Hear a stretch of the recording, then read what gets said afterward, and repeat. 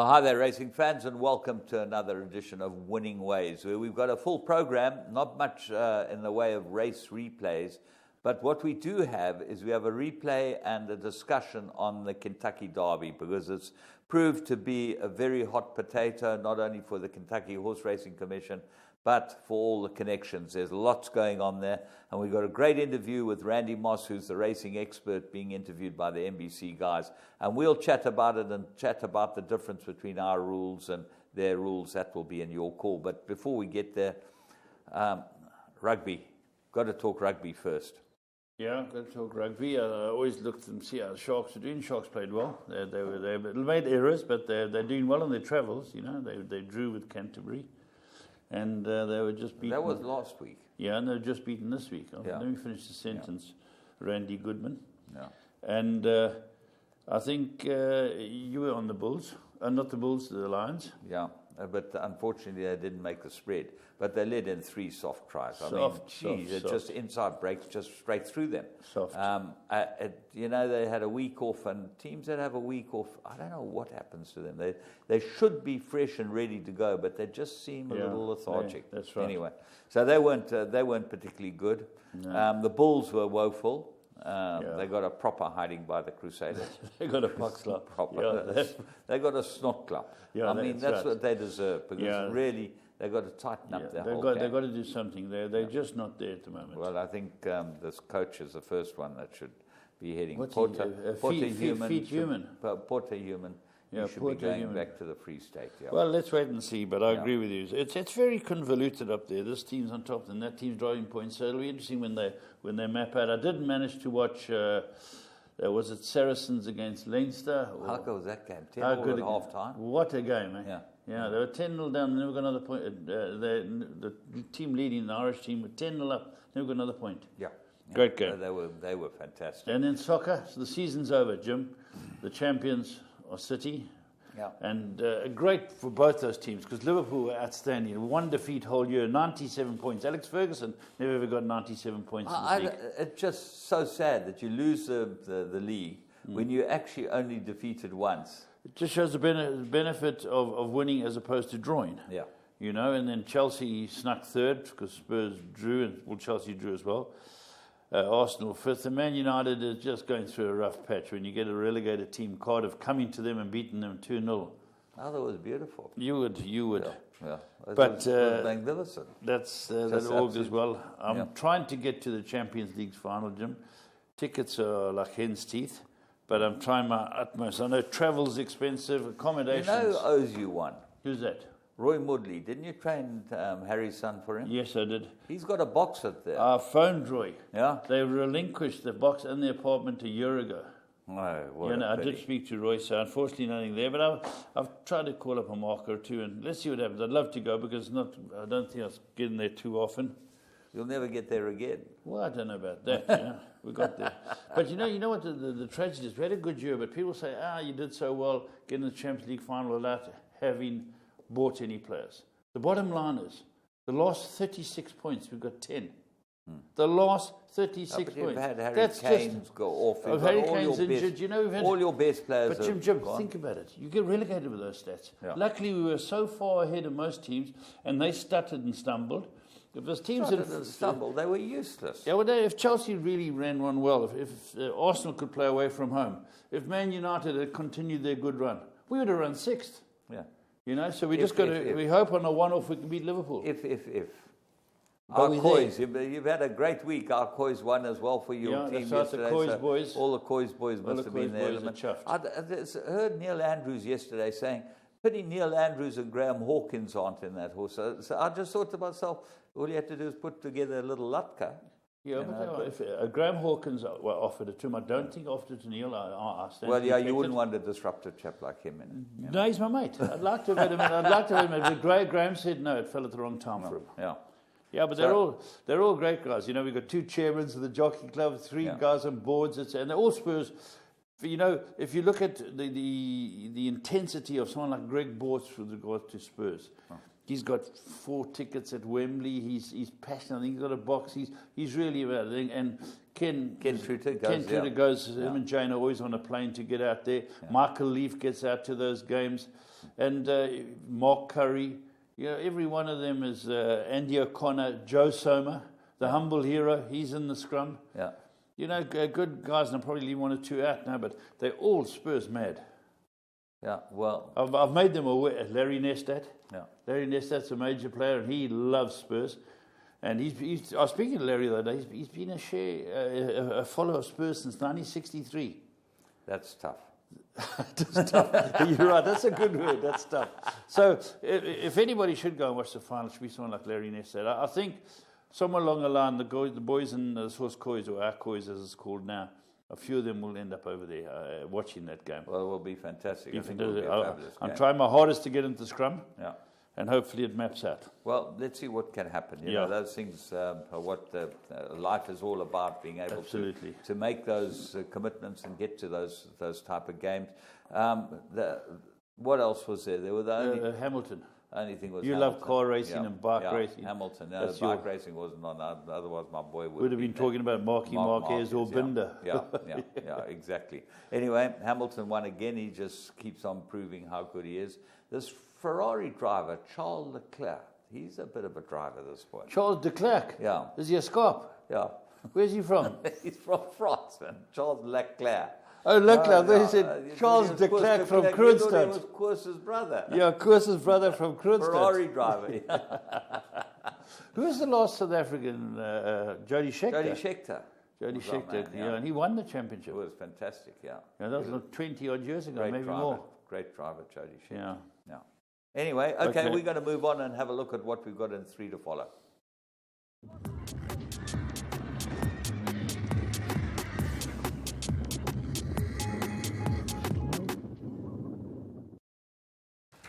Right, we're going to go to the Vaal and we're going to have a look at the second race. And this was a very interesting race. 2 smart first-timers stepped out here. And we picked out the one that ran second, Solar Flare, the Karari, bred by, I think, John Slade. Did he breed this? Main Chance bred it at least. Yeah. Out of a Joshua Dancer mare, ran a cracking good race. Only got collared right at the death by the horse that they backed to favourite, which also looks quite useful. But I really like the look of this Karari filly. Let's go and have a look. Yeah, they're away. Well, as you say, there was support for Spring Break, who eventually wins it, and that's for Lammerskroll, if I'm not mistaken. Quick out, Solar Flare jumps in the air, but soon gets up there very quickly. You know, I think it's Full Forces showing speed, and they spread out. They realise we're going to have to spread out in this track. So your winner is 2 off the left. 4. Yeah, two off the winner. The horse we've found is 4 off the left, going to the front. Runs a very good race. This is Marco van Rensburg for the Azzi brothers. A horse called Solar Flare. Runs a great race. In front now, James. Yeah, it's cruising along in front, and the danger is behind it now and switches out and ends up getting it on the line. This filly, she just needed the experience and the run. She's got a beautiful action.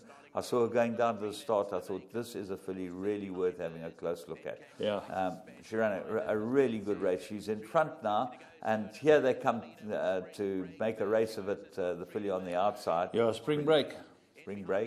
Both under a hard ride. Solar Flare's got her, and then Van Rensburg changes his stick to his right hand, and on the outside. Favourite gets up to Nabe on the line. On the line. Yeah, what good a run by the third horse too. Right, then we're going to go to Scottsville, and we're going to have a look at 2 very good winners at Scottsville. Let's start with the first one. This was in the first race. A filly called Travelling Light. Now, the key here was the barrier trial. In fact, the key to both of these was the barrier trials. Although the other horse ran a long way, we'll talk about that closer to the time. Travelling Light, tremendous speed, very good barrier trial time. Very good barrier trials. They give me the green light, and on that trial, the word was out that this horse would be the one to beat, and showed them how it's improved from the trial too. Well, the point is that you got to look at it. Yes. So you got to see how good it was in the barrier trial, It was always 7-2. It was a good price. Good price, yeah. I tipped it as the best bet on me the, too. on I the backed it. Interbet I backed podcast. it, yeah. Because of the barrier trial. Without the barrier trial, you don't know anything about That's this right, filly. you're going in Let's dark. go and have a look at how she wins, and she canters in. Showed a lot of pace in the barrier. She did exactly the same here. Yeah, this was most impressive. She's soon at the race. There was support for another horse as well in the race called Talia Al Ghul from the Paul Gadsby stable. They end up running 1 and 2. The favourite is Talia Al Ghul, who you'll see the winner is Travelling Light, who's now gone to the front in the Hollywood Silks. And Talia Al Ghul, the danger is, as you look at the camera, on its right-hand side. These two soon dominate, but Jim is Travelling Light is travelling well. Yeah, she's a give me the green light out of Trippy Mare, bred by Fontaine, and owned by the Hollywood Syndicate, and John Everett and Owen Heffer. They're starting to own a lot of horses. James Everett, sorry. James Everett, yeah. John Everett's the breeder. Yeah. That's right. James Everett. Yeah, they're getting Everett. some nice horses. They bought some nice, and this was very impressive. It draws away from the favourite late, Serena Moodley, Urida. And even though the second Golf favourite... Bullet trained it. That's right. The favourite wins a good race. This horse is actually dawdled up. Yeah, very, very useful. This is quicker, as you say, than, what do you say? Then a $1 massage. Yeah, $1 massage, and that's quick, and this is really quick. Anyway, we move on to the next one. We go to the last race, and this was very impressive. And if you watch this barrier trial, this horse was never, ever in the barrier trial. He was always at the back, and he never had his head, his head was never let go. He just absolutely had a canter run. But I picked him up in the parade ring in the barrier trial, thought, what a beautiful horse. Yeah, lovely and horse. He is a beautiful horse. James, great start for Vercingetorix, eh? Yeah, superb start. This horse wins a very good race. Special blend. Let's go and have a look at him. Last race at Scottsville. Yeah, this is the favourite here was a horse called Sovereign Spirit, and Arthur Marcus was riding for Alison Wright. That's 2 off the right. So the winner, the one we found on the outside, in Dave McLean's colours, and then the horse they're back to favourite, Arthur Marcus, is right in front of it. There's a lot of speed in the race. If you have a look, Christie Jets, Great Stonehaven, Peace Train, and even Master of Fire, all showing a lot of speed on this side. But the winner is covered up on the outside. Yeah, he's, as you say, Vercingetorix out of a Fort Wood mare, bred by John Slade. Well, John Slade knows more about breeding than most will ever know. Yeah. And, Vercingetorix to a Fort Wood mare, this horse has got to stay. This is not a sprinter. No. He won like a sprinter. He won like a good horse because he absolutely cruised past the favourite, who had a run and then a barrier trial. That's he right. won a Kenilworth and then a barrier trial. And I like the way this horse won. James, people must get, if I'm not mistaken, the winner's a 2-year-old? Yeah, 2-year-old. And the horse they backed is a 2-year-old as well. But this wins well. No, the horse they backed is a 3-year-old. Yeah, but this this actually wins a very, very good race. Look at the action on him. And he quickens up nicely. Special blend. Yeah, Duncan Howells trains him. And he looks like he's got a big, big future, this horse. I really like the look of him. So we're going to move on and see where they are now.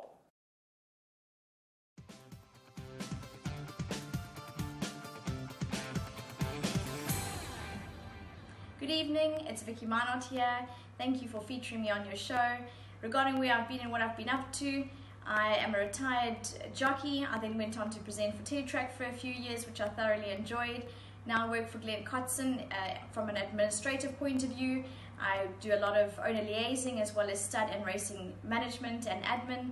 So that keeps me busy, and I'm also grateful to still be involved in racing. It's a lovely sport, and thank you, and all the best to all of you out there. If you've been involved in horse racing in South Africa but have either moved away, immigrated or retired, we want to hear from you. Send us a short 30-second video recording on WhatsApp and we'll flight it on the show. Clips can be sent to either James on 071 588 5769 or Paul on 083 779 1311. We look forward to hearing from you.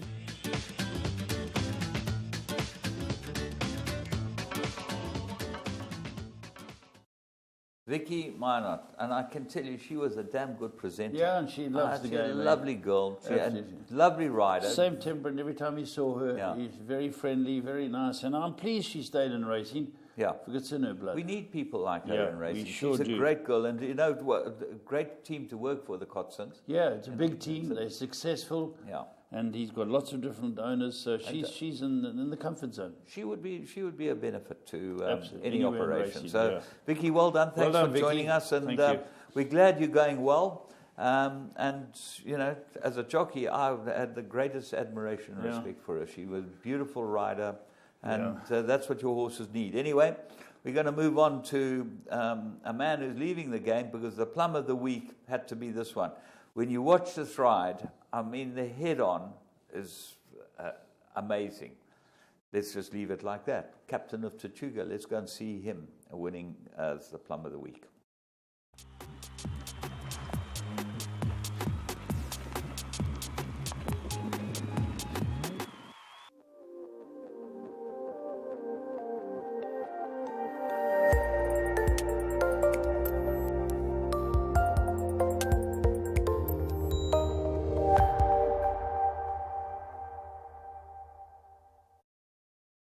And Giglio now as they head on down to the business end. They're into the final 300 meters. Captain of Tortuga's asked for more here.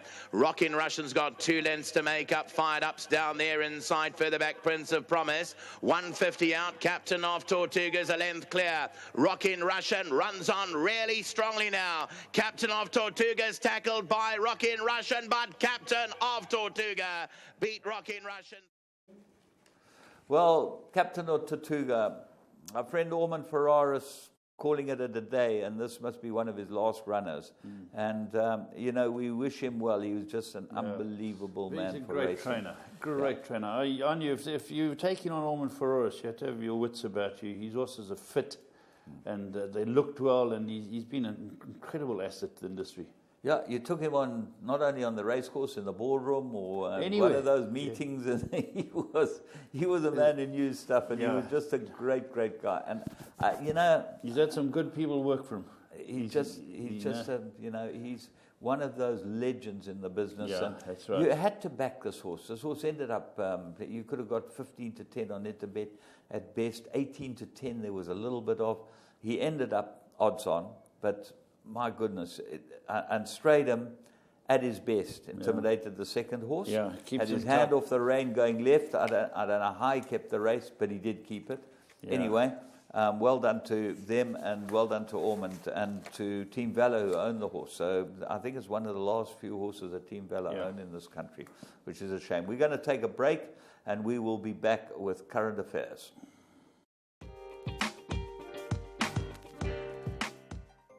Best race time odds, transparency of betting markets, friendly and super efficient staff, the ability to negotiate odds, a full service tote with no limits, which is very important for exotic players, loyalty program, speedy withdrawal of funds, full odds multiple betting, and excellent in-play markets. These are just some of the many reasons that come to mind as to why I believe, as a serious punter, there is no online operator in South Africa that can realistically come close to matching what Interbet has to offer. Put simply, there's no other site like it, and the ability to negotiate odds adds to my fun and enjoyment. Interbet, where the professionals bet.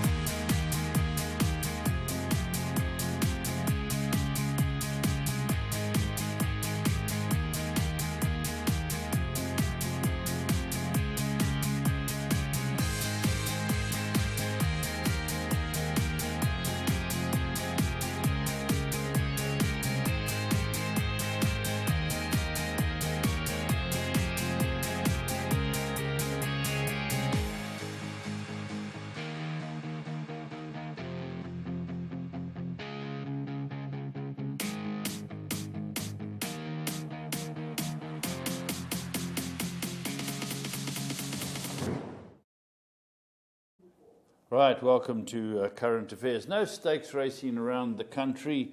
So Jim and I are going to run you through the racing news that's taken place, or world racing news, because not that much happening here, Jim. Very quiet week in South African racing. Yeah, very quiet week indeed. And basically what we're doing is we're getting ready for the big season, the champion season. We've had a few of the races starting to get it going, but now it will start in earnest. All the big guns will come out. Second stage of the Vodacom German July acceptances are today. Yeah, I think it's 12 days until the 4 big sprints, so it's starting to take shape. Yeah, the 4 big sprints at the end of the month are really going to be something to see. Yeah, they look like they're gearing up to be proper races, competitive with the young horses, obviously. And the track's in good shape. You see, the horses Very are winning good. everywhere. Very good. Don't matter. The last race was won by a horse that was drawn right on the outside.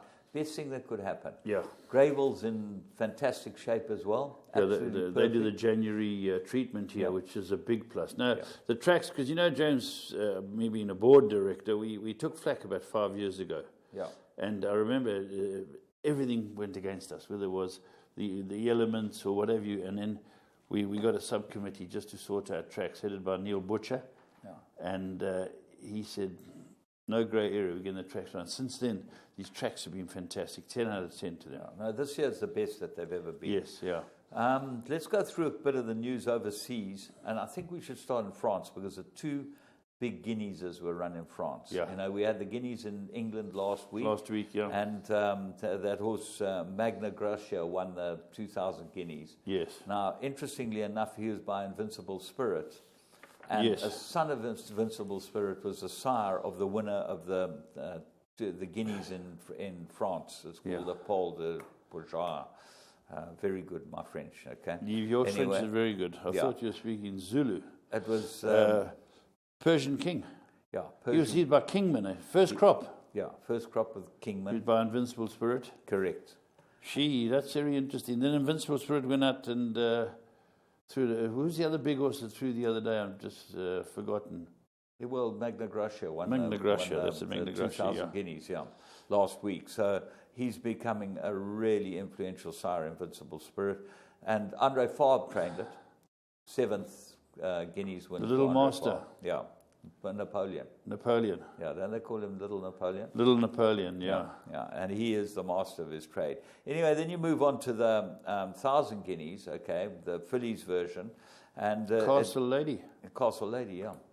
One of your favourite stallions, Shamadol. You Shamadol. always used to try and buy Shamadol. They got that hell of a Roman nose. Well, Loop de Vega's by Shamadol. Shamadol, that's right. Loop de Vega's a phenomenal also sire. got those noses. Yeah. They're just very, very good. Well, this was by Shamadol. And the third horse was by Frankel.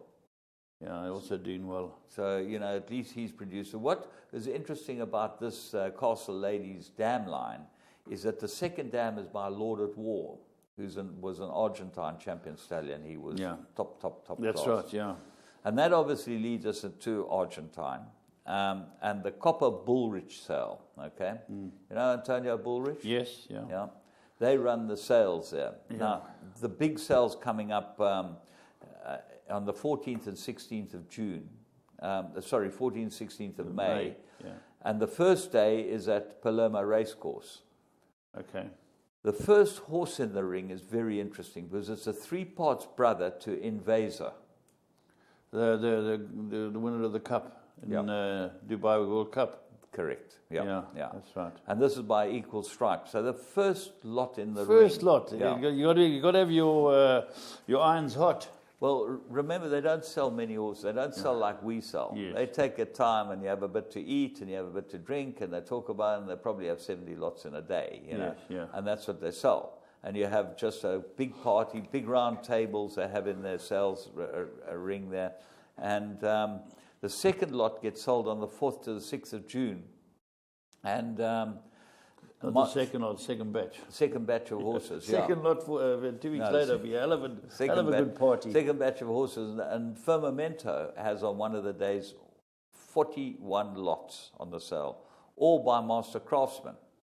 Very good. They shuttled Master Craftsmen to Argentina, and that shows you the strength of Argentine pedigrees. The other horse that they had an Uncle Mo they've got as lot 6, and out of a Group 1 winner called Stormy Kiss. So that's And lot James, 6. they go for big money? Yeah, they'll go for decent money. Decent money. The Argentines are split into 2 groups: the very, very wealthy and the rest. Okay, Yes, yes. and the very, very wealthy love their horse racing, and they come from families that have been involved in racing forever, and they support the sport. They do export, but mainly they export once they have run and won and shown that they can prove it. James, when you played polo over there, who did you rub shoulders with? The very rich. Yeah. Somehow I knew that. Yeah. Why would you rub shoulders with anyone else? All the others, you never know. You never know. We'll talk about, was that actual rubbing of shoulders? Playing polo it is. Yeah, The horse's rubbing shoulders. of shoulders. Yeah. Lot 2 is an Orpen. Okay, full brother. It's a brother to Mapensia. Is a 7-time Group 1 winner, and the dam of multiple Group 1 winners in Japan, Satono Diamond. Okay. So they're full of Group 1 horses. Really, you know, he still buys out of Argentina. Is Justin Vermark? He goes and buys for Lawrence. Yeah, he Werner's, buys off and the he bought farm. a beautiful Orpen. Yeah. Beautiful. I saw the photograph.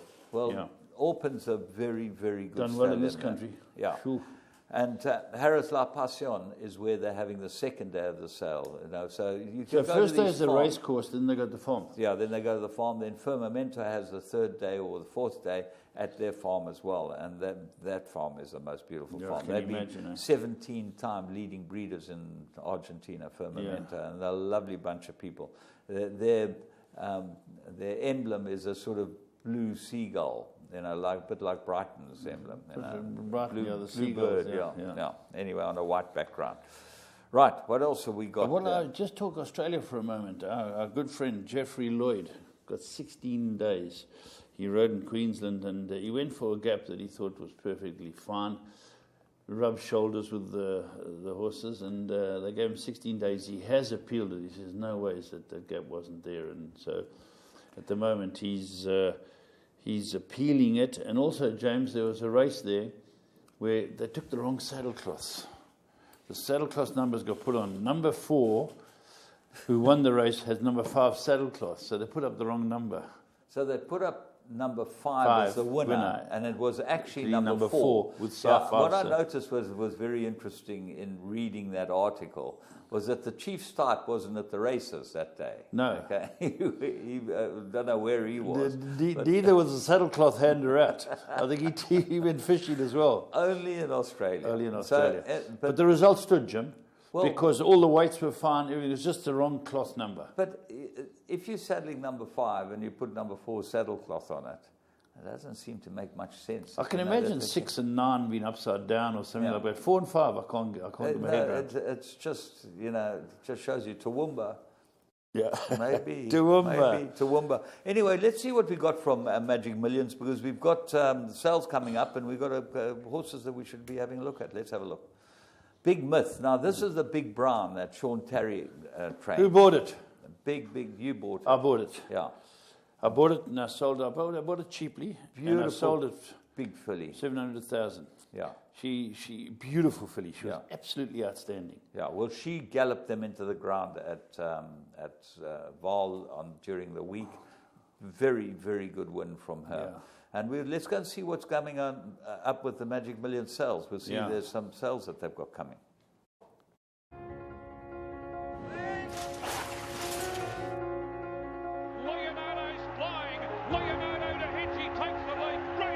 Mystic Journey going well. Mystic Journey by over 2. Mystic Journey does it easily. Fedora in front. Unlucky last year. She's the hero tonight, Fedora. Boom Sarah Bondi out back. Barbie, they hit the line. Boom Sarah. Right, there we go. And that's a sale coming up, Jim. It's always, the numbers are so high in the sale. And every 700 weanlings, okay, and the weanlings part of the sale. There's the sale starts, I think this is 26th to 28th of May, the weanlings, and then you have the brood mares the following week, Yeah. and then the yearlings, Yearlings. 4th to 6th of May, Yeah. of June at least. June, So yeah. it's like it's a proper. Well, trek. there's so many, they've got to get them in and out. Yeah, that's the point. That's the point, and it's some great horses have come with those sales. So they have 2 days break in between, but Yes. then you get a chance to view, 2 days to view, That's and then right. they start selling them. And really, what I wanted to say was that American Pharaoh produced a top-priced horse at the Aquana sale this last week. 1.1 million Beautiful horse, euros, I saw it. okay? 1.1. 1.1 million euros. You can buy American Pharaohs at this Magic Million sale. Yeah. Now, if you're they- looking they- for the best bloodstock in the Their world, roster of stallions is Yeah. amazing. What I've looked at what they got there. They got the best. exactly. You've got shuttle stallions. Well, as we've talked about, horses like Loop de Vega, Uncle Mo. Uncle Mo's never Zoffany. sold in Australia. And they never sold well at all. Yeah. But he stands at a fee of $125,000, and you can still buy them. Yeah, you can still And amazing. Anything that goes a bit of ground, that's got a little bit That's of right. stamina in its That's pedigree, right. that's the key for us to buy that. 'Cause You don't want to go and buy the sprinters. No, they're You know, queuing up to buy them. They're queuing up.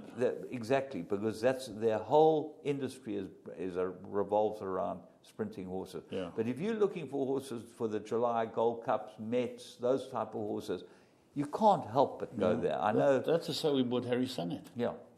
And you've got his brother this year. Yeah, no, which we is, bought you his know, brother as well. Yeah. But this is a sale where a lot of really, really good horses have been Yeah. bought. So very interesting. If you'd like to know more about it or interested in purchasing at the sale, you talk to Paul or I go there as an agent, and we can help you. It's a great sale to buy off. Yeah. Great sale. Yeah.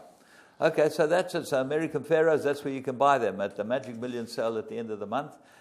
We're going to have a look at the Preakness field because the Preakness is being run this weekend. Now, as you know, there's huge controversy with what happened in the Kentucky Derby. What has stood its ground in the Preakness? War at Will. The horse that was interfered with or supposedly interfered with the worst in the Kentucky Derby has stood his ground. Mark Cass trains him. Mark Cass's brother comes out here to the sales, doesn't Was he? his mother a singer? Yeah, Yeah, Mama Cass. Mama Cass. That's right, yeah. No, yeah, I think different. Different generations. No, Spelling. no, not even that. Okay, different. They were different. Spit it out sometime They were today. different. Okay. Okay. Mark Cass is a Mark trainer. Not Mama Cass. The Mama mamas and the Cass- papas. Mama Cass was British. Okay, so there you go. Wasn't the mamas and the papas British? No. only in that warped sanctuary you call your mind. Okay, well, there you Mama go. Cass. There you go. Mama Cass is not Mark Cass's mother, sister, auntie, or uncle, okay? Mark Cass, they come out here and buy some horses at our sale at Cass. Is he related to the jockey in this country? No, this is CAAC. Anton Marcas. And Mark Cass.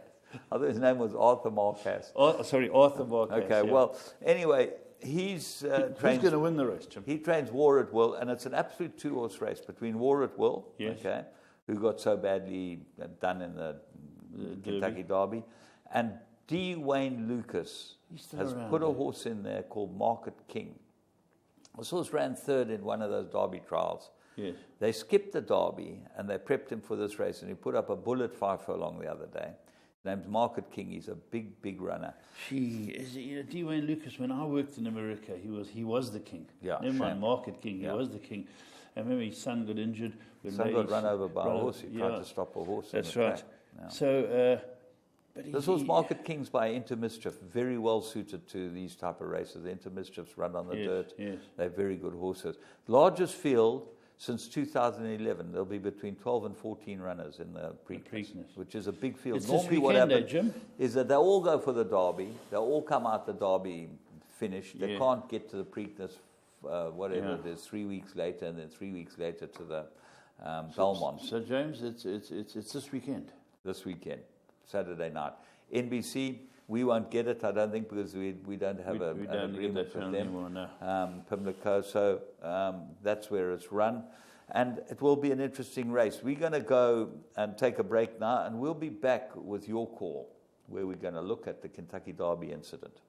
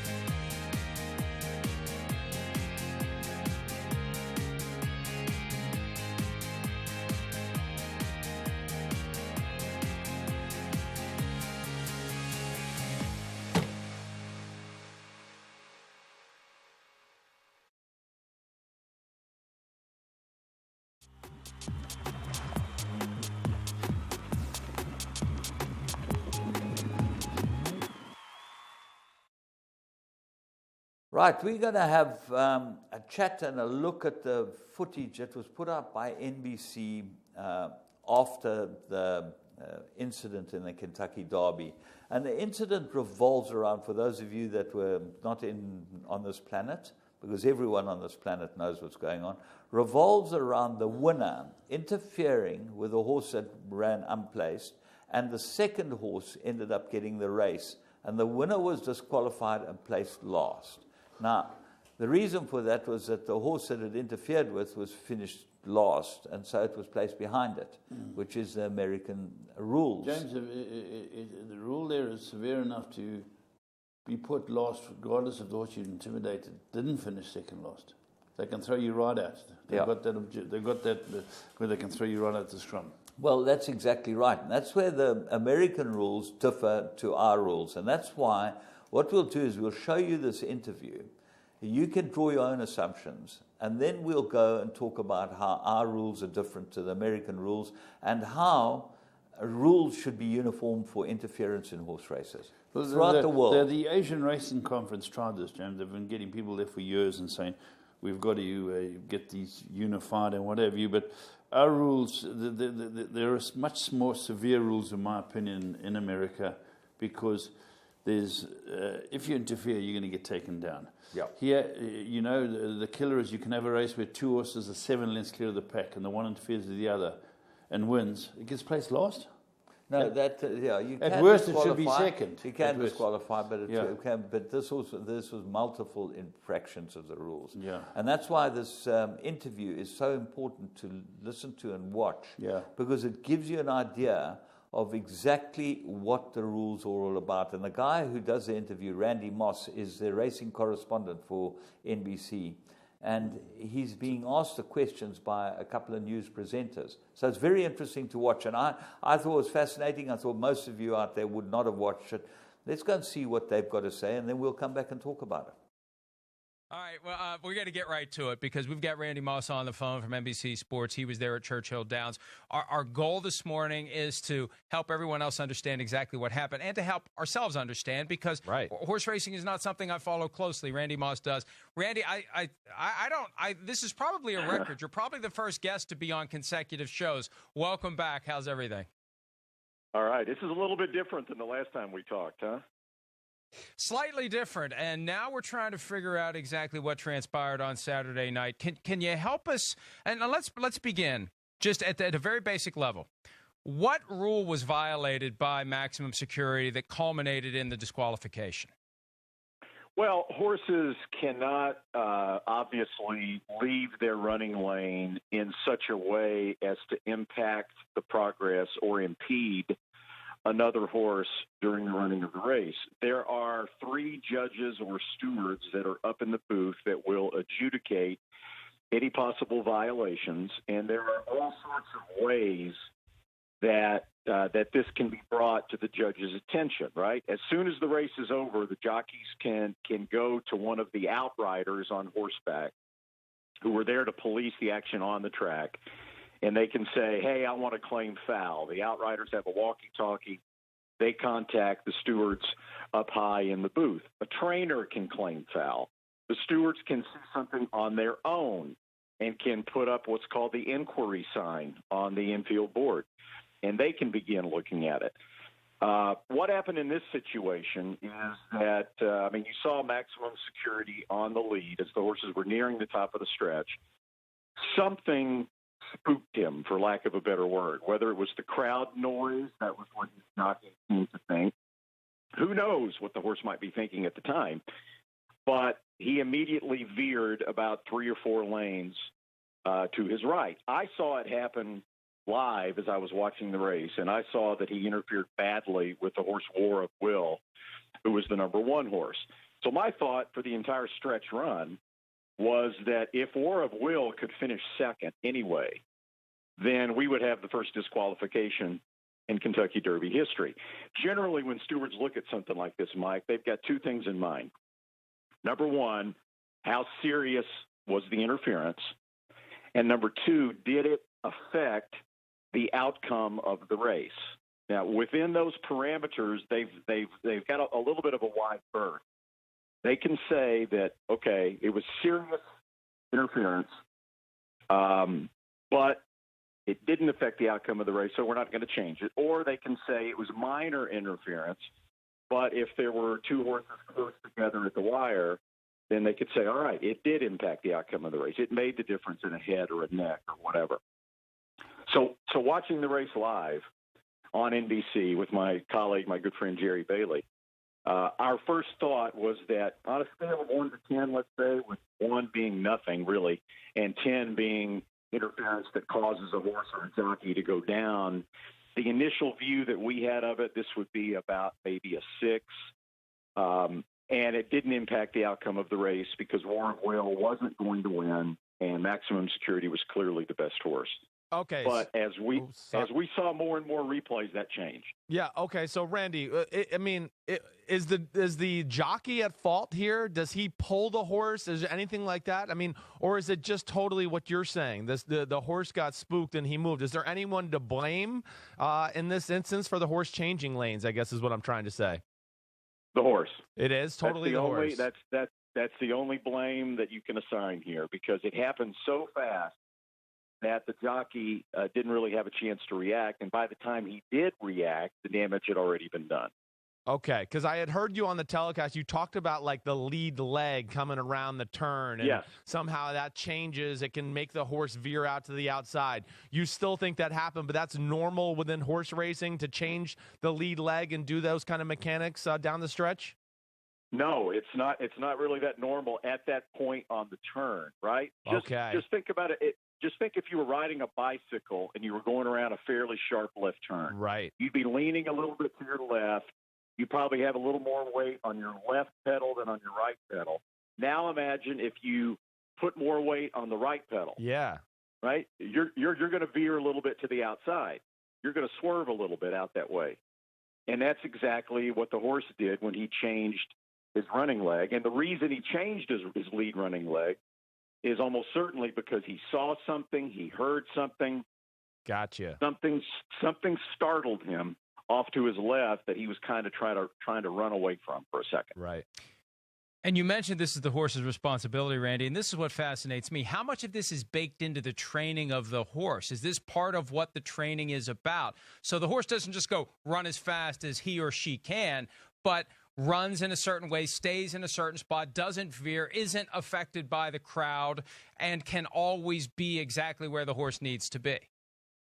Well, horses are obviously trained to be responsive to the rider, to listen for the rider's cues as to, when to go, when to whoa, so to speak.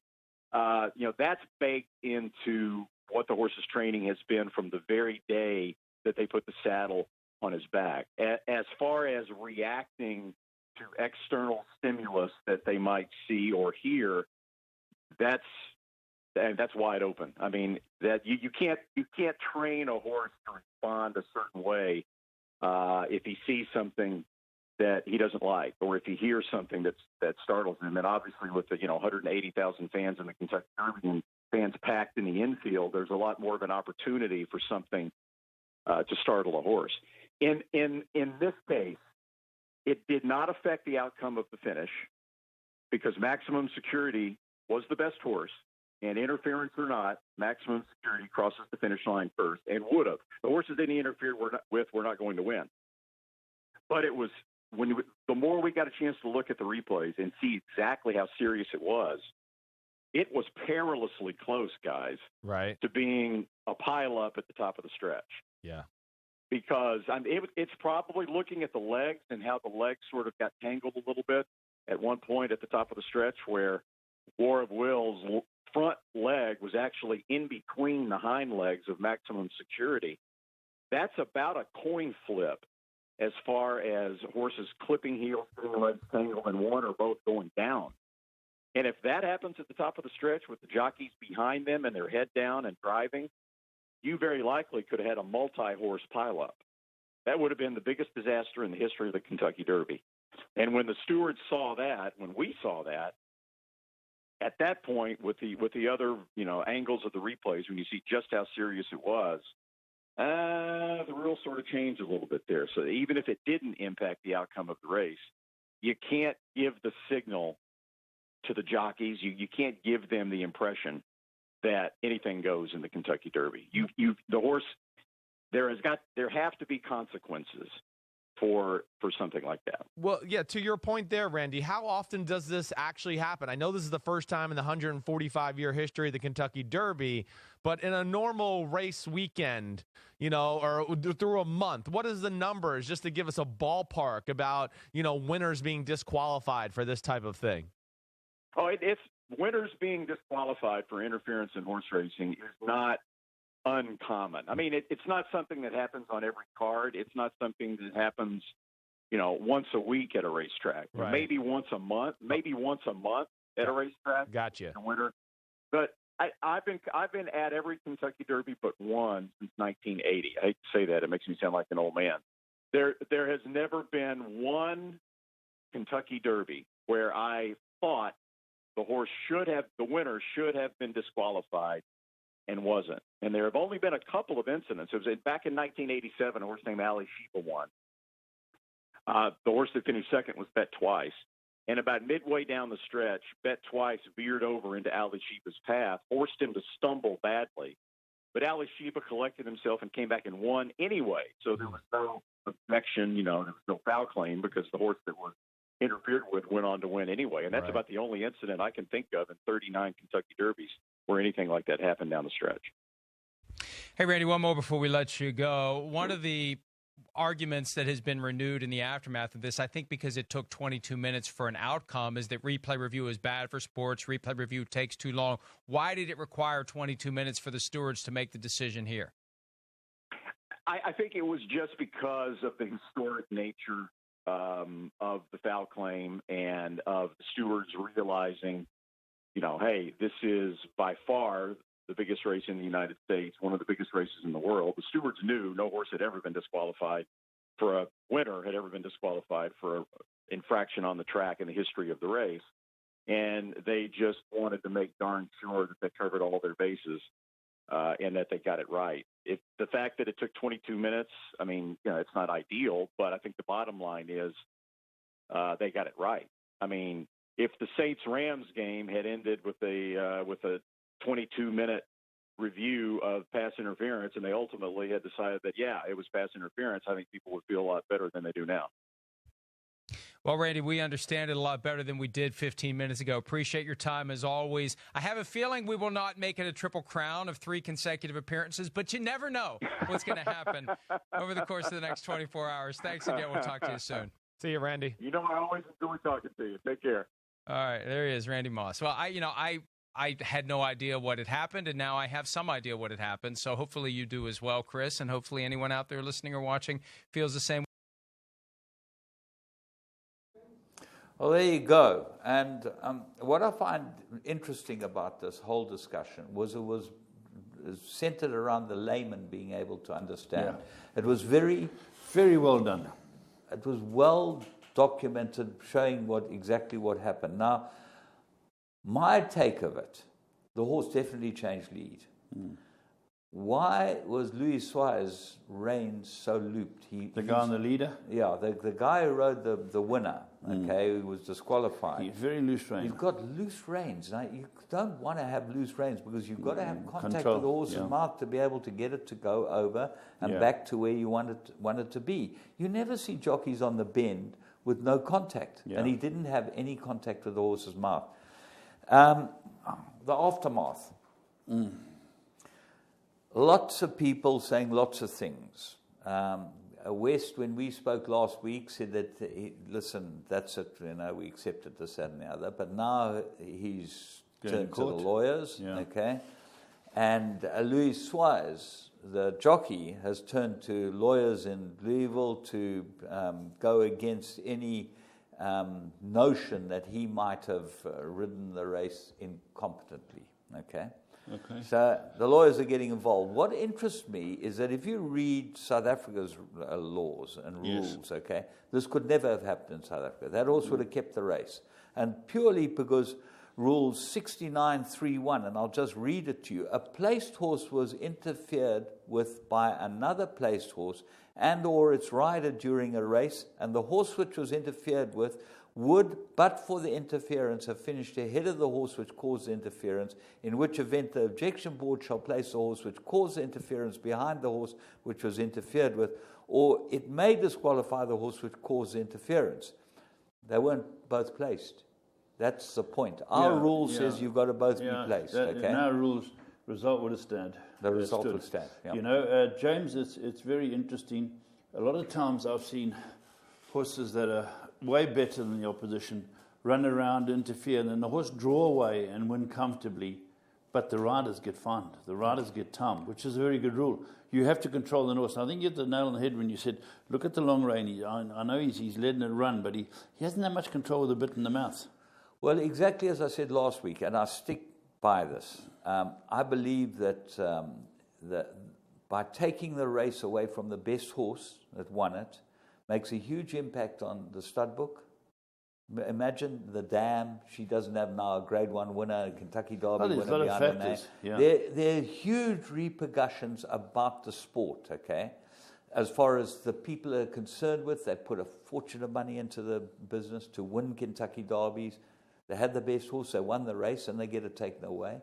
That has huge repercussions on how they decide to spend their money down the line. Absolutely, but James, I think Randy, what a great name, eh? Randy, he highlights and they show you the footage of the horse being interfered with, front leg going between the other legs. What happens if there was a pile up in that sloppy track? I don't know.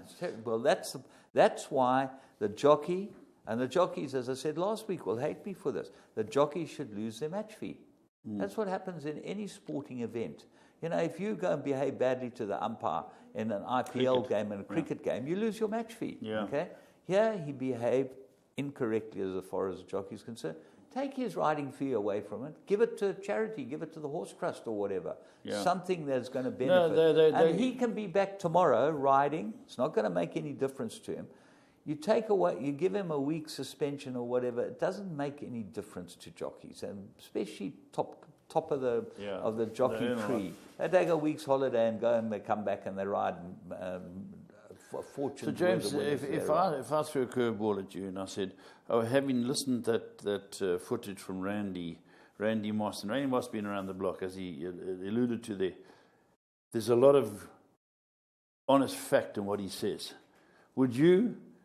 Now, Pat Cummins, another very intelligent racing man worldwide, believed that they shouldn't have taken the winner down. Now, there are two schools of thought by two very intelligent people. What is your take on that, racing? No, I think that's why the rules of racing should be formalized, certainly as far as unified as far as objections are concerned. And I believe that you should never take the race away from the best horse. The horse that patently is the best horse in the race and shows in the race. Yeah, when it's patently the best. Well, this horse was patently the best horse in the race. No doubt. Okay? See, but you don't want heads up, heads down. Exactly. You've got to then manufacture rules around that to make sure that the best horse in the race always keeps the race if he's won it. Or if he's interfered with the best horse in the race by a horse that is clearly inferior, okay, he should get the race. So there are two sides to the coin. One is who keeps the race, and one is who gets the race. So once you start looking at rules on that basis, then you're able to start putting rules together that suit the industry. Yeah. And the rules have got to suit the industry.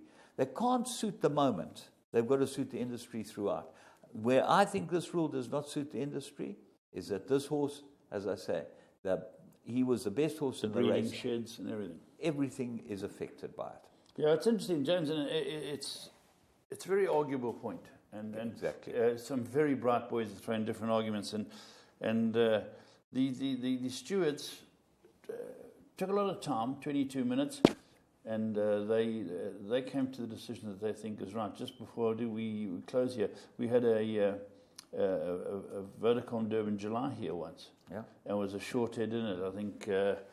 I'm trying to think of the horse's name. Legislate and Wiley Hall. No, it wasn't. It was Kevin Shea got a beat on something. And surfing, was it that year, Surfing Home? And no, it'll come to me in a moment. He got beaten a short-haired Kevin, and he you had Principal Boy and James. and, That's not the issue. What who Distinctly. rode? The point I was trying to make is it took about 15 minutes for the result to come up, Yeah. and there was an outcry. Yeah. And Gold Circle defended themselves by saying that was the first year they played the first 10, and there were 3 positions like 6th and 7th and 9th and 10th, which were short-haired that had to be. But I said, put the first 4 or 5 out. Yeah. You know, that was it. So the public want results. They want it quickly. And I'd hate to adjudicate this, Jim. I'd hate to even go back now and arbitrate. You've got to go with their rules, and their rules say that correct. the horse gets disqualified. Yeah. And They should we be modified. should be disqualified. We spent more than 20 minutes talking about it, and so we're going to be in trouble. So I'm going to disqualify us now, call it a day. I think it's a fascinating topic for discussion, and that's a wonderful thing about our sport, is that there are many, many opinions and ideas. We hope that you've enjoyed our opinions and our ideas. Make your own assumptions, and we'll be back next week.